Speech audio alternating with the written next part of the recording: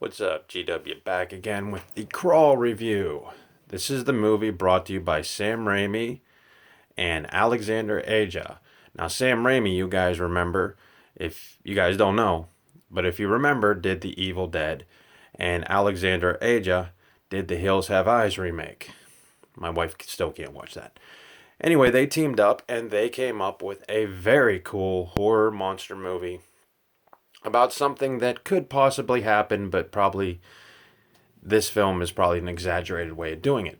Basically, a Cat 5 hurricane hits Florida. And I believe the category's name is Wendy, or Category 5 hurricane's name is Wendy, but it doesn't really matter.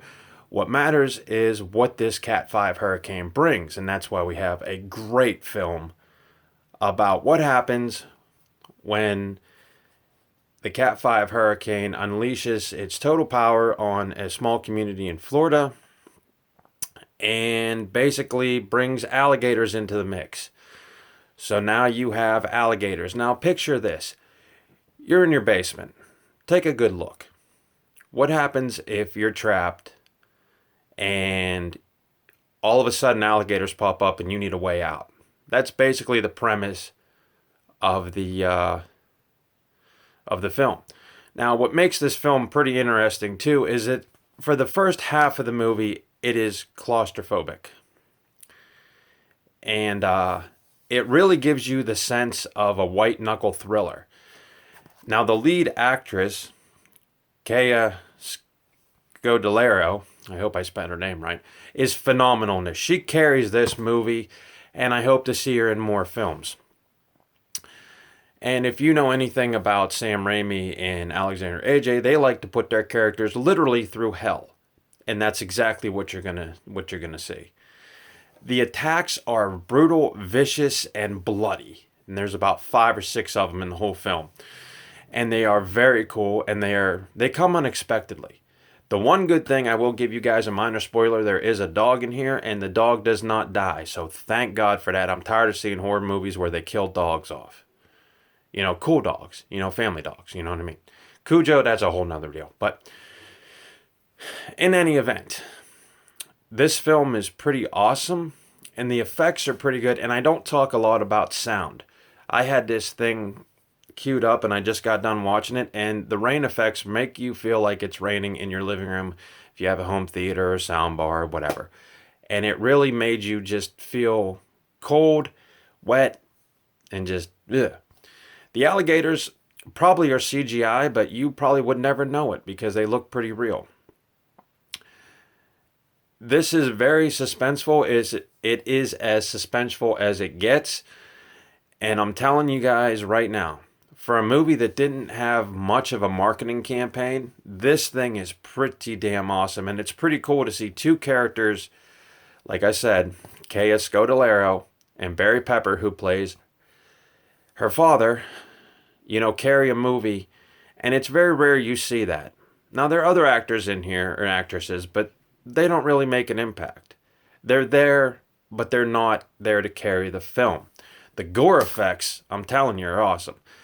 Basically, the premise is that Kaya Scodelario's character is Haley,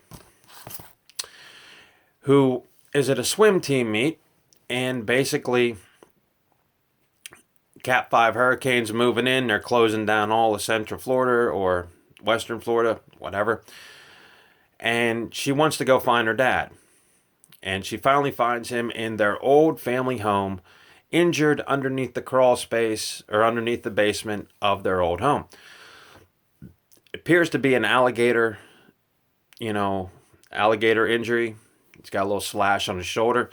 And from there, it's more or less, let's get out of the house, but we have to deal with these alligators first. And of course, as the film progresses, you see the water level rise, and the special effects in this thing are amazing. I have never seen, other than the Titanic, I've never seen water that high, except on newscasts, when towns get flooded out. And it really leads you to believe that there are alligators. Now, the reason there are alligators in these floodwaters is because their basement is somehow connected to the local drain pipe. As the water level rises, alligators get in through the drain pipe, and it becomes a survival deal. And I gotta tell you, I didn't know if this film would be any good, but I'm telling you guys right now, it is amazingly awesome, and especially a good monster movie, because we haven't had a good alligator movie since, let me think, Lake Placid. And before that in the 80s, there was Crocodile, there was Alligator. There really hasn't been many cool killer alligator films that are out there. I mean, they just don't exist. Now, you could count Lake Placid too, and then Anaconda versus Lake Placid, or whatever incantation they get, but they are not as good as this. And the only thing that is a gripe about the movie is it is a little too short, but they pack a hell of a lot into it, guys.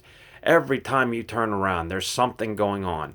So once the movie kicks off, it never lets you go. It really doesn't.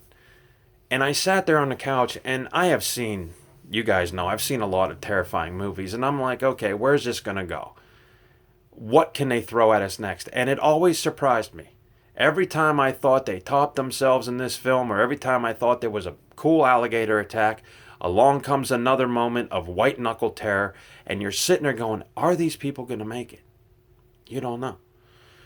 I'm not going to ruin the ending of it, but let's just say that it was very interesting. And don't go into this as a movie. If you go into it as an experience, you're going to feel, tension at every turn. Once this thing kicks off and this Category 5 hurricane starts really rolling in, and the alligators show up unexpected, they're going to be there. How do you know? Well, obviously the cover of the film, guys, but you don't know when they're going to show up. And I got to admit, the first time the alligator popped on screen, jump scared me, because I knew it was coming, but the way that they present it was pretty awesome. And then all of a sudden it's 1, then it's 2, then it's 3, then it's a survival deal.